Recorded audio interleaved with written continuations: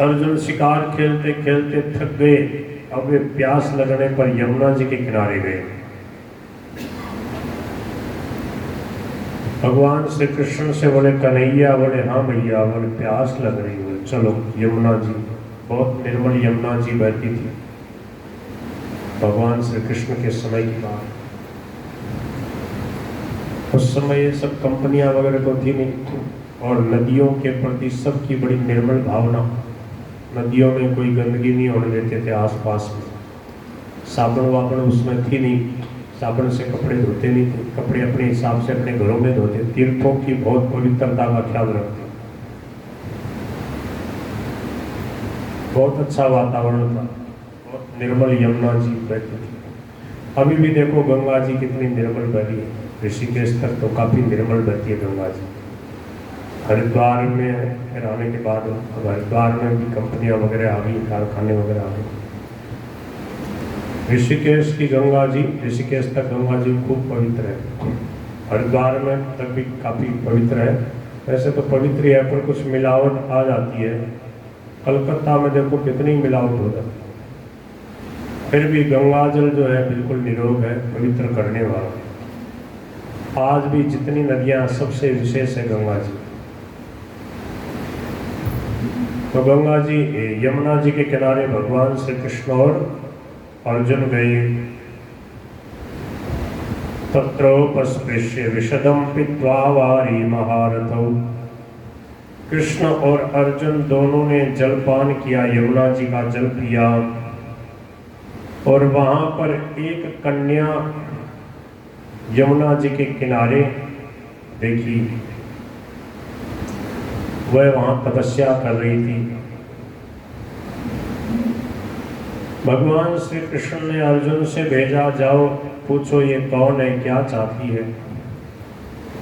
अर्जुन उसके पास गए, बोले का तुम कौन हो, कस्यासी, किसकी बेटी हो, कुतोसी किम चिकित्ससी, कहाँ से आई हो, क्या चाहती हो।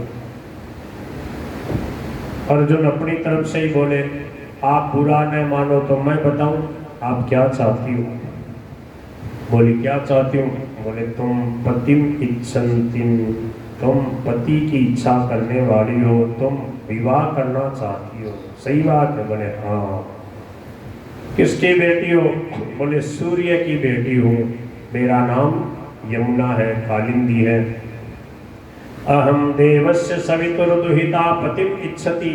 सही बात कही आपने, मैं पति की इच्छा करने वाली हूँ, पर मेरा पक्का निश्चय है, विष्णु वरेण्यम वरदम, मैं विष्णु भगवान से विवाह करना चाहती हूँ। वे भगवान मुकुंद, वे अनाथों के नाथ भगवान श्री कृष्ण मुझे स्वीकार करें, यही मेरी अभिलाषा है। मैं अपने पिताजी के द्वारा बनाए हुए बहुत सुंदर महल में, यही यमुना जी के अंदर एक महल बना रखा, वहीं पे मैं रहती हूँ और यहाँ किनारे पे बैठ के प्रभु का भजन करती हूँ। तब तक मैं भजन करती रहूंगी यावत अच्युत दर्शनम। यमुना जी की तरफ देखते हुए वो मान लो उस तरफ किनारे पे बैठ के उस तरफ पीट कर, इधर पीट करके उधर मुंह करके भजन कर रही थी। अर्जुन ने जाके पूछा, मानो अर्जुन ऐसे खड़े उनसे बातें कर रहे हैं, तो वो उधर ही देख रही थी बातें करते करते। अर्जुन ने कहा, जिनको तुम चाहती हो, जिनके साथ विवाह करना चाहती हो, देखो वो बैठे रथ पे। भगवान श्री कृष्ण से अर्जुन ने कहा, प्रभु बधाई बधाई बधाई। किस बात की, बोले आपकी चौथी सगाई, चौथा आपका विवाह। बोले ये कौन है, बोले सविता देवता, सूर्य देवता की बेटी है, ये यमुना जी है, यमुना की अधिष्ठात्री है, कालिंदी आपसे विवाह करना चाहती है। भगवान श्री कृष्ण ने बड़े प्रेम से उनका हाथ पकड़ा, रथम आरोप्य तद विद्वान धर्मराज मुपागमत। भगवान उनको लेकर धर्मराज के यहाँ इंद्रप्रस्थ में आ गए। आयौ द्वारकां भूय सात्विके प्रमुखैर्वृतः अथोपयने कालिंदीं सुपुण्योर्वृक्षकुर्तिजे। फिर भगवान सात्विकी आदि के साथ जब वहां से द्वारका आए तो द्वारका में आकर भगवान श्री कृष्ण ने कालिंदिम उपये में कालिंदी के साथ विवाह कर लिया। ये भगवान की चौथी पटरानी हो गई। बिंदान बिंदौ आवंत्यौ दुर्योधन वशानुगौ स्वयंवरे स्वभगिनीं कृष्णे सक्ताम्यसेदतौ। बिंद और अनविंद जो अवंतिकापुरी के उज्जैन के राजा थे, दोनों भाइयों में इतना प्रेम था, दोनों भाई एक साथ सिंहासन पे बैठते थे। दोनों ही राजा, दोनों भाई जो थे बोले कि आप राजा बनो, आप राजा बनो, बोले दोनों ही बनते, दोनों साथ में राज करते थे। उनकी जो बहन थी मित्रविंदा, उसका विवाह दुर्योधन से करना चाहते थे। मित्रविंदा ने भगवान श्री कृष्ण के बारे में सुन रखा था। उसने कहा अपने भाइयों से, मैं तो श्री कृष्ण को ही पति रूप में वर्ण कर चुकी हूँ, उन्हीं के साथ विवाह करूँगा। बोले नहीं, तेरा विवाह दुर्योधन से करेंगे। बोले जबरदस्ती है क्या? नहीं करूँगी उससे विवाह। जब स्वयंवर हुआ तो वो चाह रहे थे कि ये दुर्योधन के गले में जयमाला डाले। भगवान श्री कृष्ण भी उसके अभिलाषा देख करके वहाँ पहुँच गए थे। उसने जाके द्वारकाधीश के गले में जयमाला डाल दी। भगवान ने हाथ पकड़ लिया। भाइयों ने कहा नहीं, इसके साथ विवाह नहीं करेंगे। बोले कैसे नहीं करोगे, मैं जा रही हूँ। भगवान श्री कृष्ण ने कहा आओ, किसी की हिम्मत हो तो मैं लेके जा रहा हूँ। राजाधिदेव्यास्तनयां मित्रविंदां पितृश्वसु रसय्य हितवान कृष्णो राजन राज्ञां प्रपश्यताम। सब राजाओं के देखते देखते भगवान ने उस राजकुमारी को लेकर के रथ पे बैठा लिया। और कोई भी किसी की भी जो है कोई शक्ति नहीं ऐसी कि जो भगवान को उसको छुड़ा सके भगवान से। भगवान लेकर के आ गए। ये भगवान की पांचवी पटरानी मित्रविंदा, उज्जैन देश की राजकुमारी, ये पांचवी पटरानी। अब भगवान कौशल देश में पधारे। कौशल देश के राजा जो थे नग्नजित, उनकी बेटी नागनजिती, जिसका नाम है सत्या। जब भगवान श्री कृष्ण वहाँ पधारे, उसने बड़े प्रेम से राजा ने भगवान श्री कृष्ण की पूजा करी। यत्पाद पंकज शिरसे विभर्ति श्रीरज सगिरिश लोकपालई। बड़े प्रेम से भगवान की पूजा करी। अर्चितम पुनरित्या है नारायण जगतपते। और कहने लगे हे प्रभु बताओ हम आपकी क्या सेवा करें। भगवान श्री कृष्ण समझते थे कि इनकी बेटी सत्या मेरे को चाहती है, पर बहुत संकोची स्वभाव की है, बेचारी खुद कह नहीं पाती, चाहती मेरे को ही है। राम सदा सेवक रुचि राखी।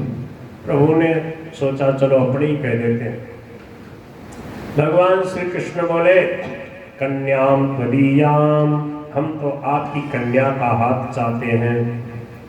नहीं शुल्क दावयम, हमारे पास इसके लिए कोई शुल्क नहीं है, निष्काम भाव से विवाह करो तो कर दो। बोले हाँ कन्हैया, एक बात है प्रभु द्वारकाधीश, सप्तैते गोवृषा वीर। गोवृषा ये 7 बैल हैं। आज तक बड़े बड़े राजा राजकुमार आए मेरी बेटी को विवाह करने के लिए, परंतु आज तक कोई सफल नहीं हो पाया। ये मेरी प्रतिज्ञा है कि जो इन 7 बैलों को एक साथ नाथ देगा उसी के साथ विवाह करूंगा।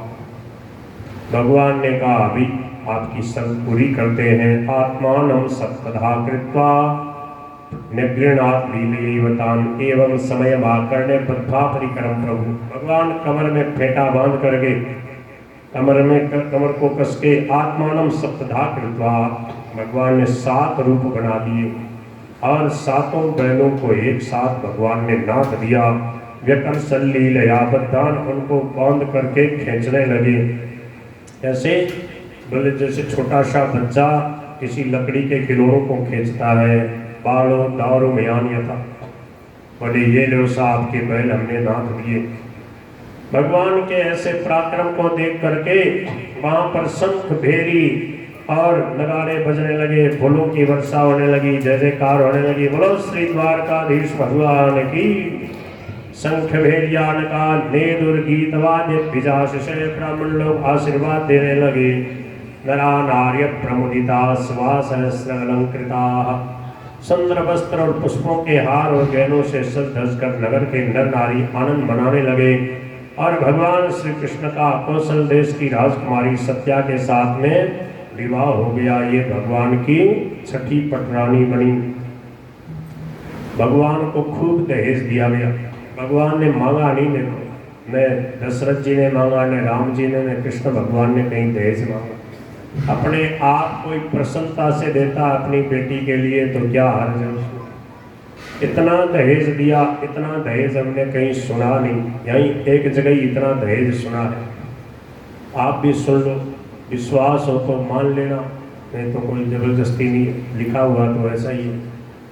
बता दूं क्या कितना दहेज दिया। उस समय हाथी घोड़ा रथ यही ज़्यादा होते थे। 9,000 हाथी दिए। कितने? 9,000 हाथी। और उससे 100 गुना 9 लाख रथ दिए और 9 करोड़ घोड़े दिए। और आगे वाली बात बड़ी विचित्र है, 9 अरब सेवक दहेज में दिए। 9 अरब कहाँ समाये होंगे बताओ। 9 अरब अभी पूरी पृथ्वी की जनसंख्या नहीं है। कितनी है? 7-8 अरब के बीच में सी होगी। यहाँ की भारत देश की जनसंख्या कितनी है? लगभग 140-50 करोड़ के बीच में है। 1.5 करोड़ के अंदर अंदर है। 150 करोड़। क्यों 150 करोड़? 1.5 अरब। इतनी लगभग चीन की जनसंख्या होगी। उसके बाद बड़े बड़े से देश तो ये 3-4 ही हैं और फिर छोटे छोटे हैं। तो लगभग 7 अरब के आसपास पूरी जनसंख्या है पूरे संसार की। और 9 अरब तो केवल सेवक दिए थे, बताओ। और यहाँ पर कितने यदुवंशी थे, कोई गिनती नहीं। एक नील तो बोले सैनिक थे द्वारका में, इतनी बड़ी द्वारका थी, एक नील सैनिक थे, बताओ। बोल गिरधर गोपाल की जय। उस समय खूब लोग होते थे और समय का जगह का सदुपयोग होता था। अभी जो कितनी कितनी जगह से खाली पड़ी है, बबूल उगे हुए हैं, विलायती कीकर उगी हुई है। क्यों? ये सब जगह भरी रहती होगी, खूब लोग रहते होंगे, जनसंख्या खूब थी भगवान श्री कृष्ण के समय। भगवान श्री कृष्ण के समय जो महाभारत का युद्ध हुआ उसमें कितने लोग मर गए थे?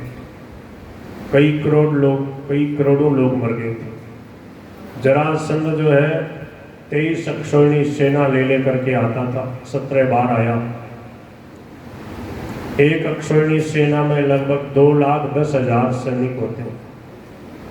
कुछ घुड़सवार होते हैं, कुछ हाथी पे, कुछ रथ पे और पैदल होते हैं। तो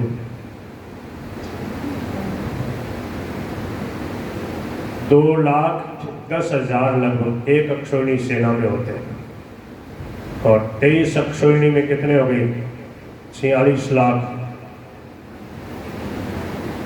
और 10,000 से 23 को गुना करो तो कितने हो गए? 230 और हो गए। 2,30,000 तो कितने हो गए?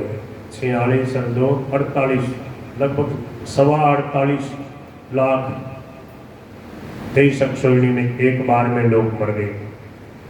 और 17 बार इतने लोगों को लेके जरासंध आया। लगभग 50-50 लाख लोगों को लेकर के जरासंध 17 बार आया।